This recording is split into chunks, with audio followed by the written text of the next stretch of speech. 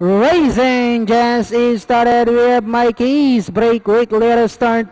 Lucky Touch is on the outside, inner class Pink Lady, while E-Box is the early trailer by about 6 lengths of the leader. And going along for the first turn, we have Mikey's Lucky Touch is right behind in second. Pink Lady's running by the rail, and on the outside comes inner class, while E-Box is still running at the tail of the field. Then as they swing down the back, we have Mikey is maintaining a length lead.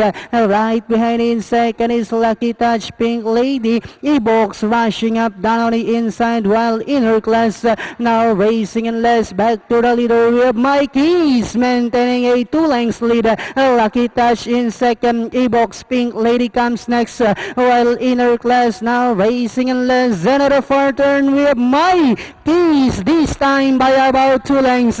E-Box to take second. Pink Lady in between horses, and on the outside Lucky Touch, inner class. Last 400 meters of the race, we have Mikey's this time by about 6 lengths. Pink Lady to take second. E-Box is down on the inside, inner class Lucky Touch. Last 100 meters, we have Mikey's followed by Pink Lady in second. E-Box inner class, and finally we have Mikey's. Second is Pink Lady, E-Box inner class, and Lucky Touch comes in last. Talagang pinrub lang ni Mikey's